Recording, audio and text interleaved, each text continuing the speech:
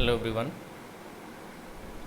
आज हम लोग पढ़ेंगे फीड वाटर ट्रीटमेंट। आपको पता है ना कि बॉयलर में जब वाटर फीड करते हैं तो उसमें जो है कोई भी किसी भी तरह का सॉल्ट नहीं होना चाहिए, है ना। हम लोग हमेशा जो है वो चाहते हैं कि डी मिनरलाइज्ड एयर ही बॉयलर में सप्लाई करें, क्योंकि हमको बॉयलर से सिर्फ स्टीम ही प्रोड्यूस करना होता है। और हमको जो है अगर ये डीमिनरलाइज नहीं हुआ, इसमें अगर सॉल्ट अगर रहा तो फिर क्या होता है कि बॉयलर में जो है वो स्केल फॉर्मेशन होने का चांसेस रहता है। मतलब जो सॉल्ट है वो क्या होता है, वो तो इवेपोरेट होता नहीं है, वाटर तो इवेपोरेट होकर चला जाएगा, और ये जो सॉल्ट है वो क्या होगा, डिजॉल्व नहीं हो पाता है। और आपको जो बॉयलर का जो सरफेस है, इंटरनल सरफेसेस है ना, या बॉयलर का जो वाल है, उस पर जाके वो क्या होता है, सॉलिड फॉर्म में वहाँ पे डिपॉजिट हो जाता है। ठीक है। तो या फिर जो भी बॉयलर में आपको एक्सेसरीज लगी हुई हैं, है ना, उनमें भी जाके वो सॉल्ट क्या होता है, डिपॉजिट हो जाता है, और उसके फंक्शनिंग को जो है वो वीक कर देता है। ठीक है।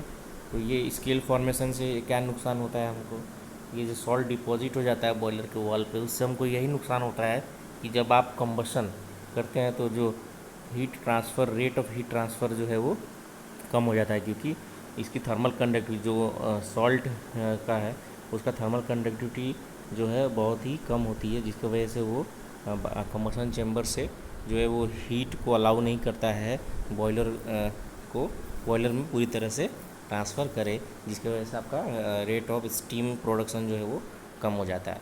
ठीक है। तो ये तो हो गया फीड वाटर ट्रीटमेंट। तो इसको हम लोग क्या करते हैं कि जो वाटर हम लोग फीड करते हैं थ्रू पंप इनटू बॉयलर, उसको हम लोग अच्छे से पहले जो है वो ट्रीटमेंट देते हैं, उसमें से जो भी सॉल्ट है, मिनरल्स है, उसको हटाते हैं, फिर तब जाके हम लोग उसको सप्लाई करते हैं। ये भी है कि बॉयलर का फीड वाटर में सिर्फ सॉल्ट ही नहीं, बल्कि अगर वाटर जो हम लोग जैसे रिवर से लाते हैं तो उसमें हो सकता है कि कुछ सॉलिड पार्टिकल्स भी हो सकते हैं, तो उसको भी हम लोग को रिमूव करना होता है, ताकि बॉयलर की परफॉर्मेंस, एफिशिएंसी और सर्विस लाइफ जो है वो इम्प्रूव हो। ठीक है। तो यही चीज़ मैंने आपको बताया। तो फीड वाटर कंटेंट्स डिजॉल्व कॉन्टामिनेंट्स। ठीक है। तो उसको हटाना होता है। हाई प्रेशर और टेम्परेचर में क्या होगा, ये पार्टिकुलर सॉलिड जो है वो आपको क्या होगा कि डिपॉजिट हो जाएगा बॉयलर के सरफेस से। ठीक है। तो हीट ट्रांसफ़र रेट जो है वो डिक्रीज़ हो जाता है, ये भी मैंने आपको अभी बताया। ठीक है। तो ट्रीटमेंट करने के जो है बहुत सारे तरीके हैं बॉयलर फीड वाटर का। ठीक है। तो मेन ऑब्जेक्टिव क्या है इसका, मेन ऑब्जेक्टिव है कि कंटिन्यूस हीट एक्सचेंज हो, कोरोजन प्रोटेक्शन हो, है ना, कोई भी कोरोड नहीं होना चाहिए, जो मेटल का बना हुआ है ना, वो सब जो है वो कोरोजन नहीं होना चाहिए, high quality of steam production, ये हमारा 3 जो है ऑब्जेक्टिव है। ठीक है, बॉयलर के वाटर को ट्रीट करने का। तो यहाँ पे 2 तरह का ट्रीटमेंट है, एक है इंटरनल ट्रीटमेंट, दूसरा है एक्सटर्नल ट्रीटमेंट। तो एक एक करके हम लोग समझेंगे कि इंटरनल ट्रीटमेंट क्या होता है। तो it is conditioning of impurities with in the boiler system. ठीक है। तो जितने भी इम्प्योरिटीज़ हैं बॉयलर सिस्टम के अंदर, उसको हम लोग पहले ठीक करें। ठीक है। तो reaction occur either in feed lines और इन द बॉयलर प्रॉपर। ठीक है। या तो जो फीड हम लोग कर रहे हैं through pipe and other system, तो उसको हम लोग पहले ठीक करें, ताकि कोई भी जो है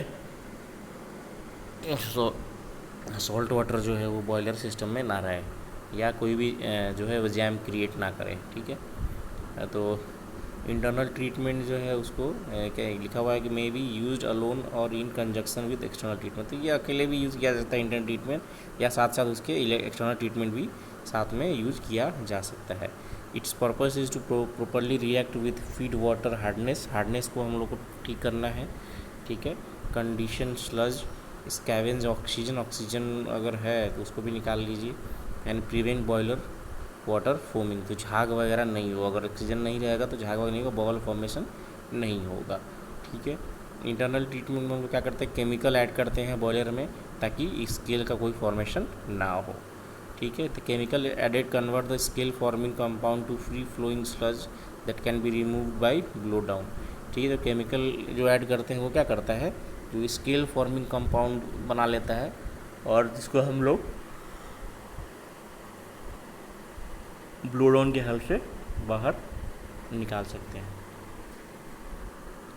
ठीक है, तो this method added this method